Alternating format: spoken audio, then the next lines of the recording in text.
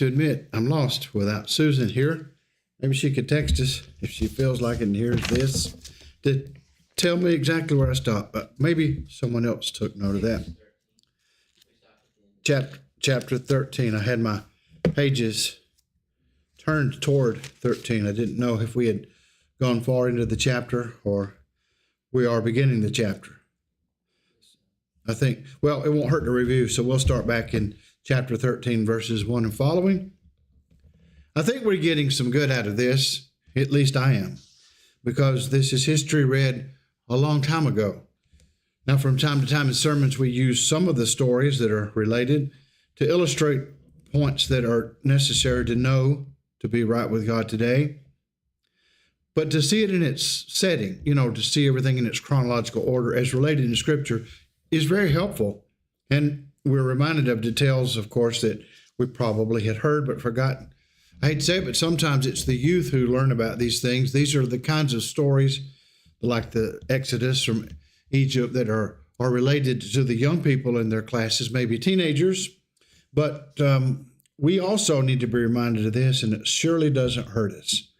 So, of course, what we had would be the last of the 10 plagues in chapter 12, the death of the firstborn male.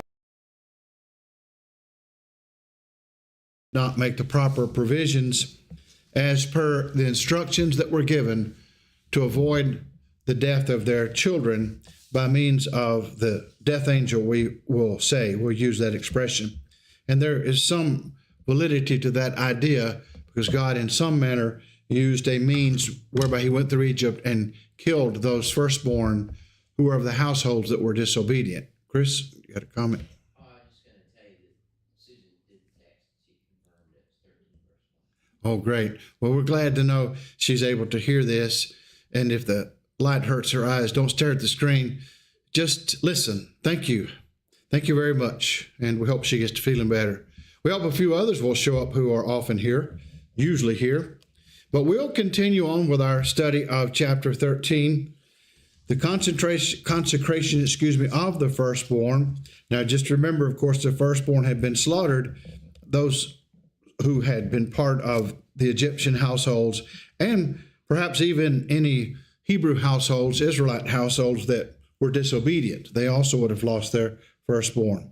So, chapter 13:1, the Lord said to Moses, "Consecrate to me all the firstborn, whatever is the first to open the womb among the people of Israel, both of man and of beast, is mine." So let's keep that in mind. Here's a general principle.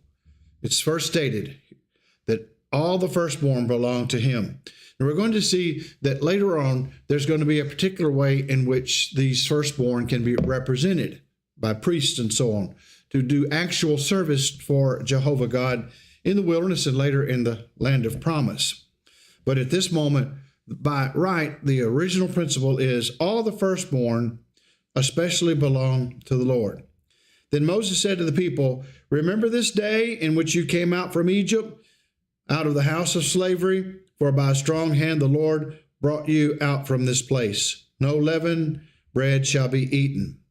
Now, we discussed that some. We did talk about that maybe a couple of weeks in a row, so I'll not go into that unless there happens to be a question about the need to throw out the yeast, which was considered to be corruption, obviously. And that concept is found even in the New Testament, as in the book of 1 Corinthians, Paul will talk about throwing out the old leaven, that you may be a new lump. In the case of church discipline, of a wayward member who was flagrantly violating the moral principles of Christ, eventually that was rectified. That situation was resolved. But in the beginning, they were not throwing out the old leaven. And a little leaven, the principle is, leavens the whole lump. So when it comes to a member of the church who's not doing right and is manifesting a bad example for others, well, then it can hurt others as well. And it sort of snowballs, or it multiplies even in the congregation. That's the idea there. So obviously we know we're on firm ground when we say very early on the Jews began to understand the physical yeast plant as leaven we call it, as a kind of corrupting influence. So let's say no more about that. Today in the month of Abib, You are going out, and when the Lord brings you into the land of the Canaanites, the Hittites, the Amorites, the Hivites, and the Jebusites, which he swore to your fathers to give you, a land flowing with milk and honey, you shall keep this service in this month. 7 days you shall eat unleavened bread, and on the seventh day there shall be a feast of the Lord. Unleavened bread shall be eaten for 7 days. No leavened bread shall be seen with you, and no leaven shall be seen with you in all your territory. Again, we've already commented on that. You shall tell your son on that day, it is because of what the Lord did for me when I came out of Egypt. In other words, they're going to ask questions, and this is the time to teach them. And it shall be for you, or it shall be to you as a sign on your hand and as a memorial between your eyes, that the law of the Lord may be in your mouth. For with a strong hand the Lord has brought you out of Egypt. You shall therefore keep this statute at its appointed time from year to year. Questions? Comments? All right, verses 11 and following. When the Lord brings you into the land of the Canaanites, as he swore to you and your fathers, and shall give it to you, you shall set apart to the Lord all the first opens the womb. All that first opens the womb. Again, the same point we saw a little bit earlier. All the firstborn of your animals that are males shall be the Lord's. Every firstborn of a donkey you shall redeem with a lamb, or if you will not redeem it, you shall break its neck. Every firstborn of man among your sons you shall redeem. And when in time to come your son asks you, what does this mean? You shall say to him, by a strong hand the Lord brought us out of Egypt from the house of slavery. For when Pharaoh stubbornly refused to let us go, the Lord killed all the firstborn of the land of Egypt, both the firstborn of man and the firstborn of animals. Therefore I sacrifice to the Lord all the males that first opened the womb, but all the firstborn of my sons I redeem. So they can be redeemed by a substitute being given in their stead. It shall be as a mark on your hand or frontlets between your eyes, for by a strong hand the Lord brought us out of Egypt. So it's like a frontlet, I think, which is perhaps, if it's like the New Testament idea, a little box they would wear, a leather box or pouch, small pouch on their forehead containing scriptures. I guess it's like osmosis. The contents of the scriptures can seep into my head. That would be a later idea, I think. But it shall be something they should keep ever before them. All right, any questions more about that? Those are just the remaining instructions given for the redemption of the firstborn, and a little bit about the feasting of unleavened bread, which is connected with the Passover week, obviously, for the reasons we've studied in the past. Unleavened because they were in haste to make their journey out of Egypt. But now we're getting back into the narrative again in verses 17. In other words, the movement of the flow of the history here. When Pharaoh let the people go, God did not lead them by way of the land of the Philistines, although that was near. And if you remember your maps that you see regularly when you turn on the news, it's Gaza. You're talking about the area around Gaza. Egypt and southern Palestine come together right there on the coast of the Mediterranean. And you see, of course, how close that would be. Just to scoot along the edge of the shoreline, you could be in Canaan pretty quickly. So Gaza and northern Egypt, the Sinai portion of Egypt now occupies the Sinai and is administering it, would be contiguous. They'd be together today. So this is where we're talking about the land of the Philistines, basically, was that land, that strip of land along the Mediterranean Sea. They were Philistines then, they are Palestinians now. Same word, just a corruption of it. Philistine, Palestine, although that was near. For God said, lest the people change their minds when they see war and return to Egypt. So what he understands is that the Philistines were a prepared people militarily. They were a warlike people, and they would have relished battle. So if Israel had first charged right into their territory to make it up into the hill country of Judea or up into the promised land by that route, the simplest, quickest route, it would have been disastrous in this sense. Israel was not yet prepared as an organized nation. I mean, they were just now beginning to get some semblance of organization. Their military was untried, untested. Now you could say, of course, God would fight for them. Yes, but God is not going to do it all for them. He's not going to just wipe everybody out miraculously without the assistance. Israel has to cooperate in the battles. They will have to fight battles and make sacrifices, although the Lord promises to be with them. But this is too soon. This is not the right time and place. So verse 18, but God led the people around by the way of the wilderness toward the Red Sea. Now, there's much disputation concerning where this is exactly at the Red Sea, where they're going to end up crossing in chapter 14. In the Hebrew, I think I've mentioned this many times over the years, it is the Yam Suf. Yam, of course, Yam is the Hebrew word for sea, and Suf, well, it depends. Is this an Egyptian word, or is this a Semitic word from the Israelites? If it's an Egyptian word, it has to do with reeds, as reeds that used to grow along the banks of the Niles and other marshlands, lakes that were known to exist in northern Israel, what we call geographically, northern Egypt. So you'd have a marshy area.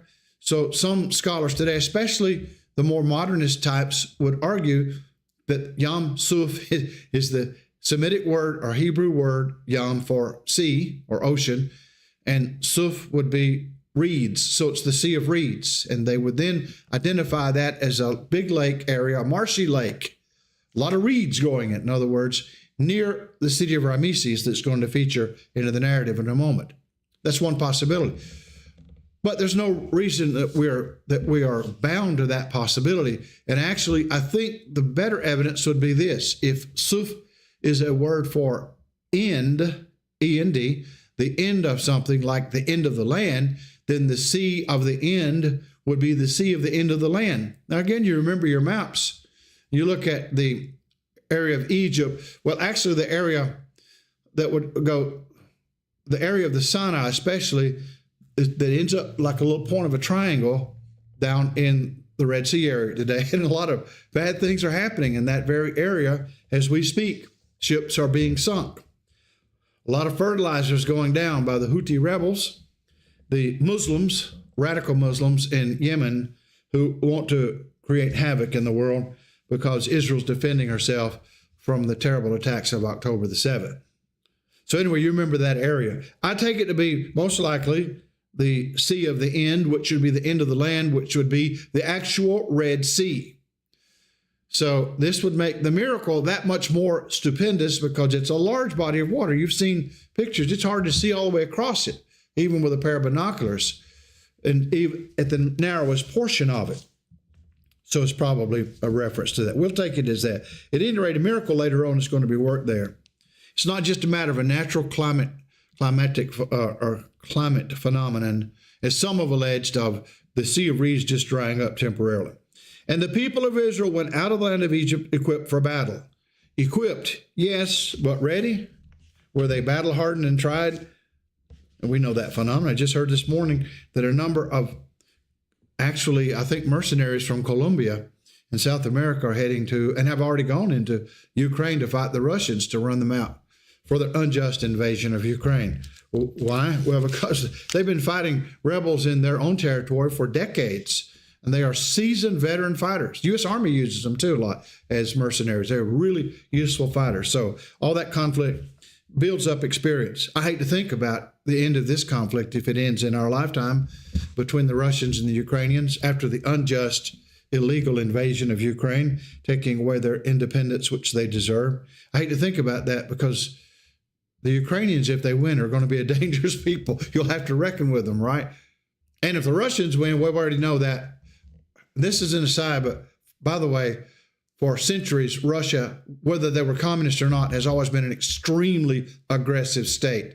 How do you know that? Well, look at Russia, the original area around the Volga River of where Russians first settled. Look at Russia today. It's the largest country on the planet Earth. It extends over vast continents of Europe and Asia, all the way over to the Pacific Ocean, all the way up 50 miles outside of Alaska. Used to be part of Alaska. Alaska used to be part of it. They want it back, by the way.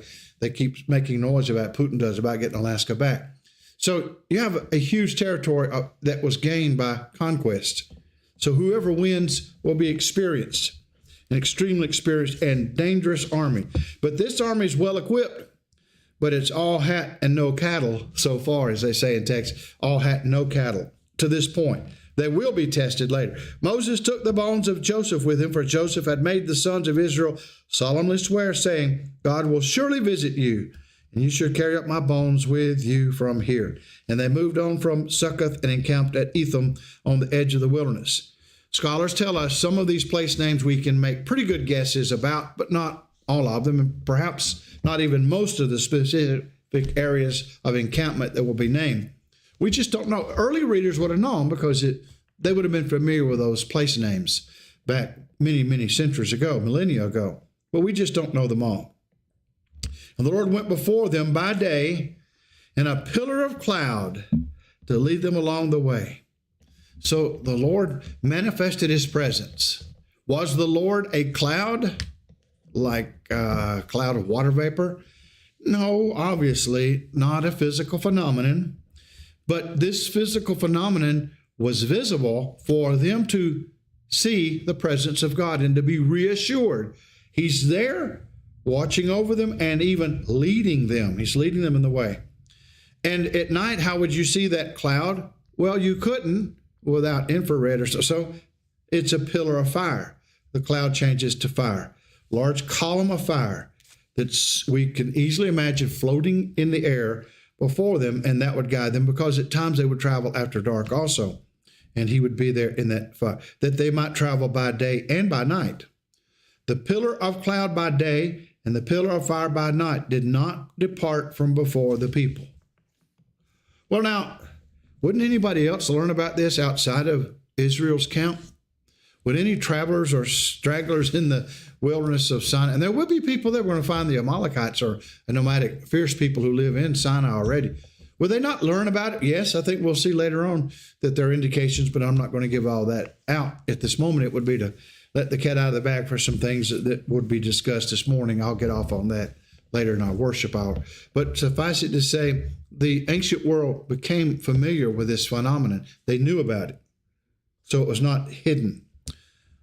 Any questions or comments on chapter 13? If you don't mind, just because I think of allergies, I'll take another swig of this delicious coffee. Thank you, whoever made this coffee this morning. I appreciate it. Now, chapter 14, and if there are questions, just raise your hand. Then the Lord said to Moses, tell the people of Israel to turn back and encamp in front of Pi-hahiroth, between Migdol and the sea, in front of Baal-Zephon. You shall encamp facing it by the sea. For Pharaoh will say of the people of Israel, they are wandering in the land. The wilderness has shut them in. In other words, they're trapped and don't know where to go, don't know how to get out. Verse 4, and I will harden Pharaoh's heart, and he will pursue them. Now look, Pharaoh has hardened his heart so many times. Did he already soften his heart to let them go? Is it a change, a real, true repentance moment, as they say irreverently today, come to Jesus moment, very irreverently? No, obviously not. It's just in his grief over the loss of his firstborn son, he just wanted to get them out of the way. He was tired of dealing with it. But then once the days of mourning are over, he hardens his heart again, he stiffens his resolve, and he decides, I'll not let these slaves get one over on me. So he says, and I will harden Pharaoh's heart, and he will pursue them. And I will get glory over Pharaoh and all his host. What does that mean? We see it all the time in the Bible, expressions like this. My glory will be seen, or I will get glory in this case. But here is get glory over Pharaoh, that is against him. What do we see in that? What is glory? What's the idea of glory? Probably a number of ways to put it. So it's not really one right answer. And these are some of the concepts that come up in my own mind. First, the literal idea of glory is somewhat related to light itself. Light. So light shines, and thus it becomes visible. I see something. I see the light. I see the source of the light. So that attracts my attention. That's glory. And I see this is special. In the case of God's glory, it's not physical light. It's the light of his presence. Glory in that sense. And then as you extend that principle, it's the It's the power of God. Yes, the honor of God, his honor, the fact he should be respected as supreme. What is deserved because he is God Almighty, what he deserves for us to see in him. Glory in that sense. So there's several ways to put it. It's just really a biblical concept, isn't it? Sometimes it's used with reference to humans when you talk about the glory of man as pride, as human pride. And that's often used very negatively because of the dangers of human pride. So we see then God is not pride so much because that does have bad connotations as it is honor, his deserved honor, how he must be honored. Reverence must be shown. These are concepts alien to the minds of so many of our fellow Americans today. It was not the case in the past that so many were that hard-hearted, but today I fear too many are. And I don't know how many. I can't quantify that. It's just by anecdotes that we see all around us, the way things are going, the trends in the country, the concept of reverence for God that he justly deserves is just being lost quickly. How can you tell that? When people's speech, for one thing, the way we speak about God so flippantly, so irreverently, the way people ignore the pleadings of God to obey his will today, to be faithful to him, to follow him, and especially to avail themselves of the remedy of the shed blood of his son. So all those things are true. We see there's very little reverence today, but God's going to get glory. He's going to do this by a spectacular feat, and it will be something notable to all. I will get glory over Pharaoh and all his hosts, verse 4, chapter 14. And the Egyptians shall know that I am the Lord. And they did so. The Egyptians. So he's making this point, not just for his own people, but he did have to make that point for his own people as well. And it will be a benefit to the entire world. To us, we're not Egyptians or Israelites, but we're reading this. We have every reason to accept this account as accurate.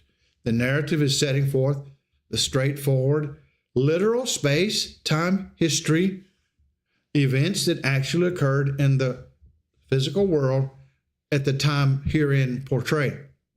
So we're learning also from the record because we believe it to be a trustworthy record, and we have reasons for accepting it as a trustworthy record. Israel needed this too.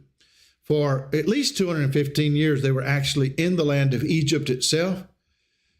Pharaoh was the king. He was the head of state, but more than that, he was a god in their eyes. What about the eyes of the Israelites? Surely not with those people. They were Semitic.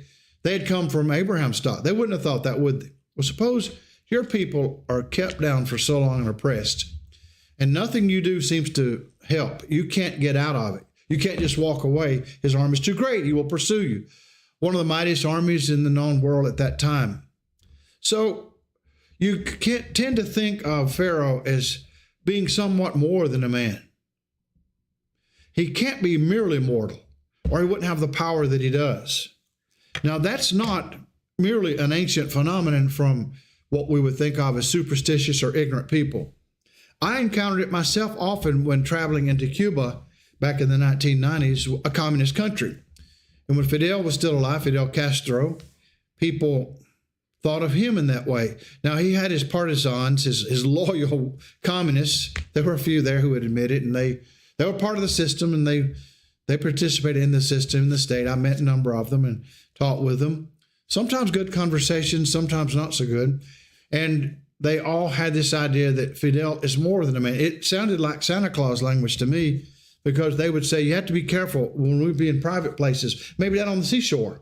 Often we'd go down to the Caribbean Sea, down to the sands and on the beach. We would discuss things when you could see nobody was around.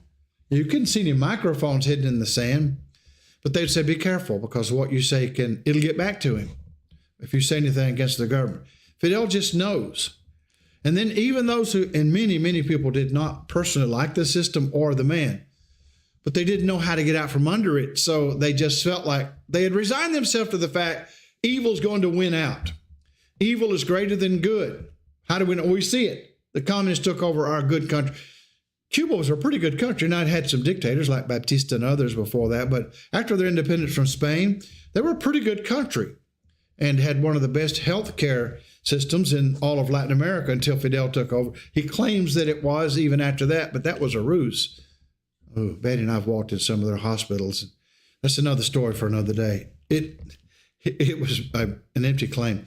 But anyway, the country was destroyed. What can we do about it? Fidel just knows everything. He's so intelligent, so intelligent.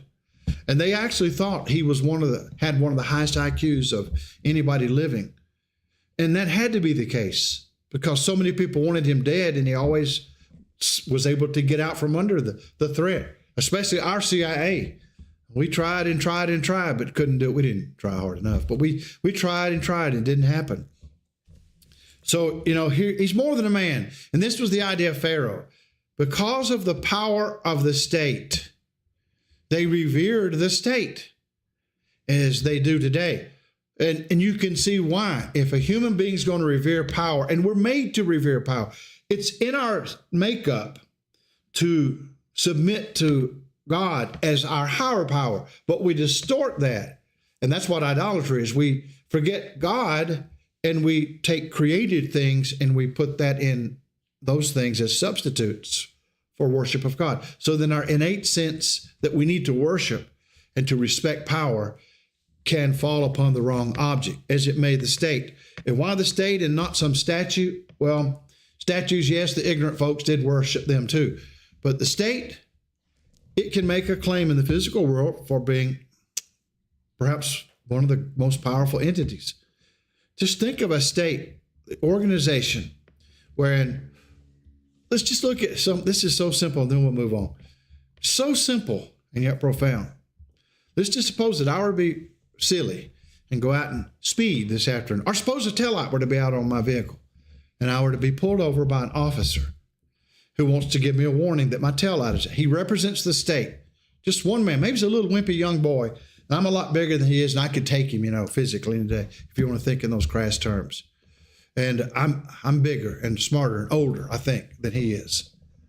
But I'm not, because it's not just that young boy policeman. Standing at my window of my car is the entire state. And I don't mean Georgia. I mean the broadest sense of state, including the federal government. How can that be for your taillight that's out?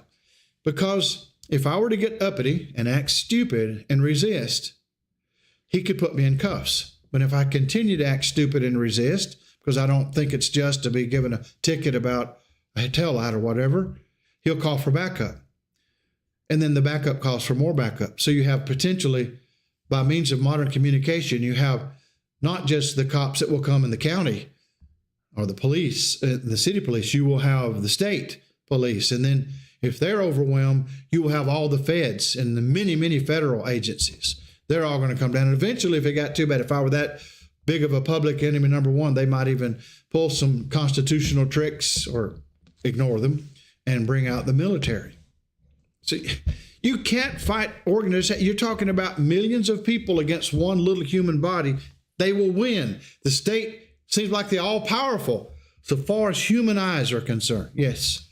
I would recommend that instead of speeding or having your taillight out, go and loot a target in the name of a left-wing cause. Yeah, cops won't mind that, will they? Yeah. Chris said, for those who might not have picked it up on the microphone, I think tongue-in-cheek, that instead of speeding, that if I were going to do something, I should just go to Target or somewhere and loot in the name of a left-wing cause, and they would leave me alone, especially in some states, California, maybe Illinois, places like that. Right. So, well, what we're saying about the state is this: in the physical world, it's probably the most powerful thing we've ever met. Just the potential there, the organization that's there. You see the organization, especially with modern communication, instant communication by radio. You can't fight it. But can you? Was Pharaoh the all-powerful, as they thought? They had worship. According to Joshua chapter 24, later on you'll read that narrative, the children of Israel had actually worshiped the gods of Egypt too, while they were slaves. Why? Because these were symbols of the state. These were symbols of Pharaoh, who was thought of as the manifestation of the sun god Ra. So There's got to be this, we've camped out on this a long time, I know, this way to get glory over Pharaoh, who was a godlike figure in their own minds. Now, verse 5, when the king of Egypt was told that the people had fled, the mind of Pharaoh and his servants was changed toward the people. Is that what you call repentance? Well, yes, a change of mind, but this is not repentance in a good way. Sometimes repentance is toward the wrong. You change your mind and decide to do wrong. And they said, what is this we have done? Hey, Barb, what is this? They didn't say, hey, Barb. They said, what is this we have done that we have let Israel go from serving us? So they had second-guessed their decision. So he made ready his chariot and took his army with him, and took 600 chosen chariots and all other chariots of Egypt, with officers over all of them. And the Lord hardened the heart of Pharaoh, the king of Egypt, and he pursued the people of Israel while the people of Israel were going out defiantly. The Egyptians pursued them, all Pharaoh's horses and chariots and his horsemen and his army, and overtook them, encamped at the sea by Pi-hahiroth, in front of Baal-Zephon. Again, these place names were known to the original readers and early readers. We don't know them exactly. So he's there surrounding them, as it were, in their encampment. When Pharaoh drew near, the people of Israel lifted up their eyes, and behold, the Egyptians were marching after them, and they feared greatly. This is not what they expected. They had hoped that everything was behind them now, all the conflicts with Egypt, and that they were about to have their freedom completely and absolutely. But now they see this was just a pipe dream. We only had a few days of our glory in the sun, as it were, but now we're back to reality. We should have known we could never beat this system. It's just too powerful, too powerful. And the people of Israel cried out to the Lord. They said to Moses, is it because there are no graves in Egypt that you've taken us away to die in the wilderness? Is this not what you call sarcasm? And based on the fact that the Egyptians were totally embroiled constantly in afterlife questions, and were always focusing on graves and death and dying and embalming and making mummification work and things like that. It's kind of ironic. Yes, this place knew about graves. I mean, if we're going to have to die, it'd be better to be in Egypt, because that's where they can take care of their dead. So they're crying, as it were, sarcastically, because they know there are graves in Egypt. You don't think there are any graves in Egypt, Moses? You brought us out here to die because you think we have to have graves out here. Now, that reflected a lack of faith, as often this sort of captious criticism of God's leaders will do, a lack of faith in God himself. They said to Moses, is it because there are no graves in Egypt that you have taken us away to die in the wilderness? What have you done to us to bring us out of Egypt? So nothing succeeds like success, and when you have some challenges to your success, the people immediately jump off the bandwagon and go back with the other side, showing the fickle nature of human beings. Is not this what we said to you in Egypt? Leave us alone that we may serve the Egyptians. Some just prefer the status quo. They've come to terms with their slavery. They know that they don't have ultimate freedom, but yet they live their lives in their own little corner of their houses. After a hard day's work of making bricks, for example, they come back home and they have their food. They eat the leeks and the garlics and onions. So they've got their own little world carved out, and they didn't want to be bothered with this idea of freedom because it's just messy. And there's too much responsibility on us. And here we are now facing this army. They were equipped, but not experienced, not prepared. So this is what it said, why we said, leave us alone, for it would have been better for us to serve the Egyptians than to die in the wilderness. It would be better to be a live slave than a dead hero or a dead soldier. Go ahead. I just kind of wonder, do you think that's the default position of humanity, that we prefer to be slaves, or is that something that has to be, we have to be bred into, or we have to be coaxed into, or... Chris is asking, is it bred into us as humans? Good question. Do we prefer to be slaves, or is it something we learn? Not necessarily slaves, but to have someone take care of Yeah. It's the same idea that I'm not going to be responsible for myself individually, but put that responsibility off on another, whether it be the state or family member, whatever. That's true. I can't remember, it's on the top of my head. In Reagan's A Time for Choosing, when he stumped for Barry Goldwater in 1964, he actually used an expression. Maybe Chris could look it up quickly if he had a moment to do so, if he wanted to. Would you rather be a slave? Talking about some of our own who want to appease the communists. That was the threat then, the Soviet Union. I'd rather die standing up than to be a slave on my knees or something like that. Well, that expression, I think, is a classic one, but he made a statement like that. If Chris could find out, I'd appreciate it, without having to listen to the whole speech. Although it wouldn't hurt to listen to that speech. Everybody needs to go back and hear A Time for Choosing. If you haven't heard that, you can pick it up on the internet anywhere. Ronald Reagan, A Time for Choosing. Even before he was governor, he was still president of the Screen Actors Guild, but he was helping Barry Goldwater. Didn't help too well, but he sure helped himself. He actually stole the show, you know. Anyway, A Time for Choosing. We talked about the need not to be servants, I think. Anyway, so in other words, he addressed that very question that Chris raised that comes up in our study of what they're saying here in the text. We would prefer to be slaves than to die. In other words, there were no Patrick Henrys among them. In fact, there were no Celtic people among them. They were just all Hebrews. I don't mean that in an insulting way. I just mean to say, you can't imagine the Scots or the Celts, the Irish, for example, saying a thing like, not really, some of them may, but the average Scot or Celt, give me liberty or give me death. We're dangerous to a system like ours today. We're dangerous. They might go after us. Oh, they might, they have, they will, they'll continue to do so. Anyway, we go back and we see that they're complaining, and they do say it would have been better to have just stayed with the status quo. This is the life we already knew, with which we were comfortable. It would have been better for us to serve the Egyptians than to die in the wilderness. And Moses said to the people, well, let me stop and ask this. Wait a minute. It's easy to read this and just gloss right over. Do we feel that way? We say that, but who of us really believes that? I mean, is this how we think? Is this our default mode?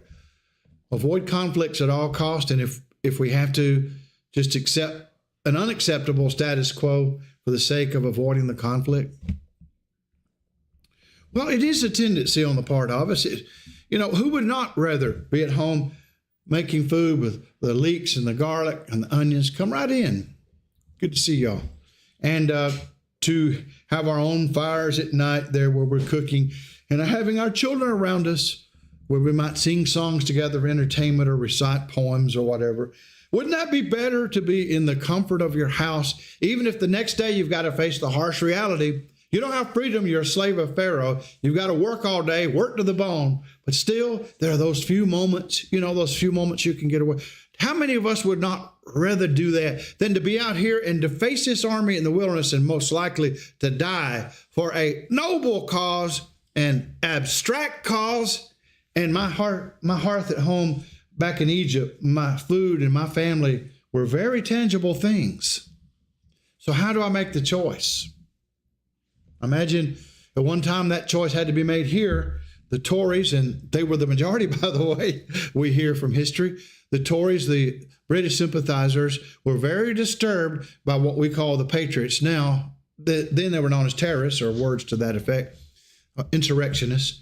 They just want them to stop it. Stop it. Things are going well. It's not perfect. Okay, the taxes went up on tea. And that was just one manifestation of their problem. King George is a tyrant. Okay, but he's way over there. We have our hearth and home here. We've got our little place carved out. Leave us alone. Leave us alone. Until the Patriots won, it's like, ooh, we were on your side all along. We'll see that kind of fickleness all through here. It's just human nature. Is not this what we said to you in Egypt? Leave us alone that we may serve the Egyptians, for it would have been better to die in the wilderness, to serve the Egyptians than to die in the wilderness. 13, and Moses said to the people, fear not, stand firm and see the salvation of the Lord. The Joe Miller film strips. Remember, the narrator used to quote that, and I always loved the way he said it. The narrator in the film strips, in the English version, fear not, stand firm and see the salvation of the Lord, which he will work for you today. For the Egyptians whom you see today, you shall never see again. It's a clear and present danger. It appears to you today. Here's the army. It looks like you're doomed. This army is about to disappear. You won't see them anymore. The Lord will fight for you. You have only to be silent. So, shh, that's your job now. Shh. Stop yapping. Stop complaining. Stop criticizing Moses' leadership. Stop second guessing the decision. Just stop. Stop. Be silent. This is the Lord saying, I'm going to fight for you. The Lord said to Moses, why do you cry to me? Moses also is a little bit perturbed about everything. I mean, can you imagine being the leader over this fickle crowd of people? I mean, the most fickle people you've ever known, except for modern Americans, of course, present company excluded. Why do you cry to me? Tell the people of Israel to go forward. Lift up your staff and stretch out your hand over the sea and divide it, that the people of Israel may go through the sea on dry ground. And I will harden the hearts of the Egyptians so that they shall go in after them. Now, wait a minute. That is really, really a hard heart. If you're the Egyptian army, you've been denying all along that Israel's God is a true God. You thought somehow they just pulled off all these plagues as tricks. And then you see the waters part miraculously in the sea, the Red Sea, and Israel's marching through on dry ground, not in the mud that would have expected to be, you'd expect to be there. Why would you take your army and put yourself in harm's way and chase after them, knowing this is a miraculous thing? This is a spooky supernatural phenomenon. That is perhaps the worst arrogance manifested in all of human history, is it not? And hardness of heart. In other words, that's more than whistling past the graveyard. That's actually defying the very Spirit of God himself and the unseen entities of this universe that are greater than they were. That is really hubris or pride, is it not? So he says, I will harden the hearts of the Egyptians. Verse 17 of Exodus chapter 14.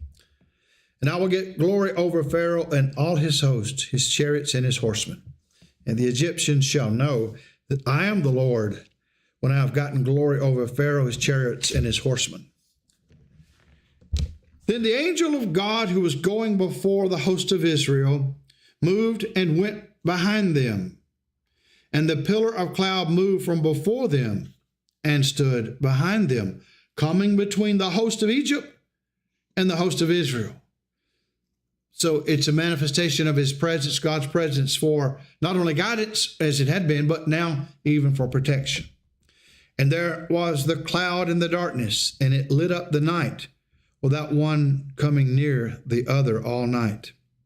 So we have the Egyptians encamp ready to pounce on these slaves that are rebellious.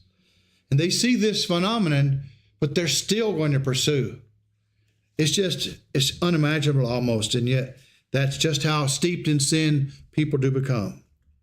Verse 21, then Moses stretched out his hand over the sea. The Lord drove the sea back by a strong east wind all night and made the sea dry land, and the waters were divided. Somebody says this could be explained as a perfectly natural phenomenon. Well, perhaps for something like a sea of reeds or a marsh-type lake that they imagined for the northern side where they thought they may have passed, perhaps. And yet, even all night, blowing the waters back, it would have still been marshy, still been a place to get clogged up in the mud. So when you see that it's most likely the Red Sea itself, the actual extension of the ocean, the extension of the Indian Ocean up there, then you realize, wow, this was a stupendous miracle, that there was dry ground. So the timing of it, at the exact moment it was needed, shows that it could not have been a mere natural phenomenon. And the people of Israel went into the midst of the sea on dry ground, the waters being a wall to them on their right hand and on their left. By the way, there's the cloud of the glory of the Lord where? Before them. So there's a cloud, as it were, above them. Then there is a wall of water to the left and a wall of water to the right. They are surrounded, as it were, by water. So you could say, as Paul would in 1 Corinthians 10, they were all baptized unto Moses. in the cloud, and in the sea. How could you use that kind of phraseology? 1 Corinthians chapter 10, I believe it is, where he mentions that we're baptized into Moses in the cloud and the sea. They became examples for us to follow. They're examples in the wilderness of what not to do. But they had been dedicated to the Lord right here on this day. This was their baptism. They were surrounded by the walls of water. So it suggests the idea that baptism is not just sprinkling, but it's an overwhelming. And they were overwhelmed, the cloud and the walls around them. All right, so let's see what verse we're in. Verse 22. Okay, they went on the ground.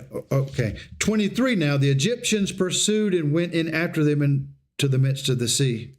That's the part that I don't comprehend. Do you? Why? You think it would be enough and that the average soldier would have been too spooked to want to do that, but he's probably more fearful of Pharaoh. You know, if you defy an army order, it's worse than if you go in and just die a hero's death. All Pharaoh's horses, his chariots, and his horsemen. And in the morning watched the Lord in the pillar of fire and of cloud looked down on the Egyptian forces and threw the Egyptian forces into a panic, clogging their chariot wheels so that they drove heavily. And the Egyptians said, let us flee from before Israel, for the Lord fights for them against the Egyptians. Finally, a number of the army are waking up. Then the Lord said to Moses, stretch out your hand over the sea, that the water may come back upon the Egyptians, upon their chariots, and upon their horsemen. So Moses stretched out his hand over the sea, and the sea returned to its normal course when the morning appeared. And as the Egyptian fled into it, the Lord threw the Egyptians into the midst of the sea. The waters returned and covered the chariots and the horsemen, all of the host of Pharaoh that had followed them into the sea. Not a one of them remained, nor the ones who went into the sea. But the people of Israel walked on dry ground through the sea, the waters being a wall of them on their right hand and on their left. Now, it's very likely that Pharaoh himself did stay back with a contingency of troops to watch this happen. He probably sent his army in and was planning to follow if they made it successfully through. We don't have any record from Egyptian sources, and you wouldn't expect them either, of this kind of terrible rout and battle, of anything like this, of one of their great commanders dying in the sea. But his army did. His army disappeared. Thus the Lord saved Israel that day from the hand of the Egyptians. And Israel saw the Egyptians dead on the seashore. Israel saw the great power that the Lord used against the Egyptians. So the people feared the Lord, and they believed in the Lord and in his servant Moses. A lesson like that will go with you the rest of your life. You'll never forget a day like this, will you? You would think. We would think, boy, if that happened to me, I would always be faithful to God. But is that the case? We're going to find out the people who saw all this, it won't be long before they're back to their old tricks of murmuring and complaining again. They're so grouchy about everything, against Moses, against God's provisions. They don't like what they're getting to eat. They don't like, just everything's going wrong, and they don't like anything. They're so negative. And yet they had seen all of this, but it had slipped away from them, the memory. Yeah, that's the very true. What have you done for me lately? Chris says. Of course. Well, as long as you did it today, that's fine. I'll believe in you today, but tomorrow, that's another day. You got to keep on doing it for me. Now, the point of that is this. It should be sufficient. Just trying to be logical, reasonable as human beings. That the rest of our life, and not only our lives, but for all generations, this record of what happened should serve as a reminder of the power of God over all the false gods of the peoples. It should, and it does. It serves constructive notice, doesn't it? It serves constructive notice whether the people will want to pay attention to the sign or not. Even the people who had first witnessed the sign and were rescued by it. Later on, we're going to find out it doesn't help. But right now, they're really rejoicing. So we're going to read this song together. I guess we'll read it kind of quickly and see the song of Moses. And you can see that this was a joyous occasion. Then Moses and the people of Israel sang this song to the Lord, saying, remember, one of our hymns has, we'll sing the song of Moses and of the Lamb, So perhaps this is the first song of Moses we'll sing. The songwriter thought when we get to heaven, I will sing to the Lord, for he has triumphed gloriously. The horse and his rider he has thrown into the sea. Now, of course, this is translated into our language, into English. So I'm sure that in the original Hebrew, this would have been so much more melodic to hear, and the cadence and the rhythm of the words. It would be poetry-like to them, the way they understood poetry. But let's just try to use our imaginations, and even though we're just speaking in our vulgar Anglo-Saxon, we'll remember that this really was once a beautiful poem. Verse 2, the Lord is my strength and my song, and he has become my salvation. This is my God, and I will praise him, my father's God, and I will exalt him. The Lord is a man of war. The Lord is his name. Pharaoh's chariots and his host he cast into the sea, and his chosen officers were sunk in the Red Sea. The floods covered them. They went down into the depths like a stone. Your right hand, O Lord, glorious in power. Your right hand, O Lord, shatters the enemy. In the greatness of your majesty, you overthrew your adversaries. You send out your fury. It consumes them like stubble. In the blast of your nostrils, the waters, at the blast of your nostrils, the waters piled up. The flood stood up in a heap. The deeps congealed in the hearts of the sea. Beautiful imagery here, is it not? The enemy said, I will pursue. By the way, that doesn't sound like a marsh lake, does it? That just dried up overnight. The enemies, their deeps congealed in the hearts of the sea. Obviously, it was the Red Sea. The enemy said, I will pursue. I will overtake. I will divide the spoil, which used to be yours a few weeks earlier. My desire shall have its fill of them. I will draw my sword. My hand shall destroy them. You blew with your mouth, you blew with your wind. The sea covered them. They sank like lead in the mighty waters. Who is like you, O Lord, among the gods? Who is like you, majestic in holiness, awesome in glorious deeds, doing wonders? We ought to tell my mother to write a song based on these words. Put it to melody. You stretched out your right hand. The earth swallowed them. You have led in your steadfast love the people whom you have redeemed. By the way, let me pause. This expression, steadfast love, is a concept found throughout the Hebrew Bible. And it's hard for us to grasp it, but it's translated something like this: covenant love, steadfast love, continual love and care. It's a love that can always be depended upon. You have led in your steadfast love the people whom you have redeemed. You have guided them by your strength to your holy abode. Well, where's that? This, you see, it's sort of anticipating what one day will happen for the human race. Is it where you brought them to heaven? The peoples have heard. They tremble. Pangs have seized the inhabitants of Philistia. It's not far away up there in Gaza, in the Gaza Strip. They heard about all this too. Now are the chiefs of Edom dismayed. Trembling seizes the leaders of Moab. All the inhabitants of Canaan have melted away. Terror and dread fall upon them. We're going to find out later this is true as we get into Jericho.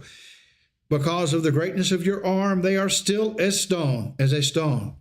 Till your people, O Lord, pass by, till the people pass by whom you have purchased. So in other words, they're going to be traveling through on their way to Canaan, and these people are going to be so fearful of Israel's God and of Israel. You will bring them in and plant them on your own mountain, the place, O Lord, which you have made for your abode. The sanctuary, O Lord, which your hands have established. The Lord will reign forever and ever. So in this case, he's thinking of God's center of worship, perhaps sometime at Gilgal or at Shiloh early, and then eventually in the days of David, all the way to Jerusalem. When the horses of Pharaoh with his chariots and his horsemen went into the sea, the Lord brought back the waters of the sea upon them. But the people of Israel walked on dry ground in the midst of the sea. Then Miriam, the prophetess, the sister of Aaron. Now, whose sister would she be besides Aaron? Okay. Took a tambourine in her hand, and all the women went after her with tambourines and dancing. And Miriam sang to them, Sing to the Lord, for he has triumphed gloriously. The horse and his rider is thrown into the sea. I think that also was quoted in the old Joe Miller film strips about this episode. All right, so let's just stop here and see. Now we have Bible authority for playing tambourines in worship and singing and dancing, right? Here it is, right here in the Bible. So let's just do that. Hey, let's tell everybody we're going to be banging tambourines. I don't have tambourine. Yeah, I do. Used to at home. I didn't bring it. Sorry. I have a couple of maracas that I got from Loretta, I think. Anyway, why not? answer. Somebody, and this does come up, by the way, seriously. Somebody would say, see, it's right here in the Bible. Why could I not use my talents? I've heard of some women. I have this special talent of dancing. Why could I not use it to give glory to God, to show I'm saying, thank you, Lord, for my talent. Let me show you all the talent that he gave me. So she dances. If you're reading the will, do you just read part of it? No, you don't. You read it all to find out all the details. Well, This is the same way. Brother Walter says, if you're reading a will, he asks, do you read part of it? No, you read all of it. Unless you don't want to know what happens to the rest of your siblings or the rest of the family. I just want to know what I'm getting. What can I get out of it? I'm going to see what Uncle John got back in the day, when he lived in the Hebrew times. What did he do? Oh, well, they sang and they played by the seashore with tambourines. That's the part I want to me, but that's not what's in the will for it. That's a good analogy there. The will, we're talking about Christ's will, and this is a Bible idea he brought up. In Hebrews chapter 9, the New Testament is the will of Christ. That's what we're under today. We're not under the Old Testament, this law. And we will see more about that, the Lord willing, very soon in our study. We need to go ahead and finish this Song of Moses. Well, we did. We've stopped it here. Let's just make a mark as we can in chapter 15 and verse 2. So we've seen the end of the Song of Moses. And we realize, of course, this was not Miriam dancing with all the men. This was not a sexualized dance like they practice in the high school proms today, for example. This was just her joy. She came banging on the tambourine and dancing. Again, we would not say that's a model for worship today. But I imagine if this fall, the corruption disappeared and we had an honest election this coming fall in November, there'd be a lot of tambourine playing and dancing like that. If that could happen, if we had a fair and open election. Would we not? Because we know what the result would be if we had that. We know that. Any questions or any comments? All right. Thank y'all.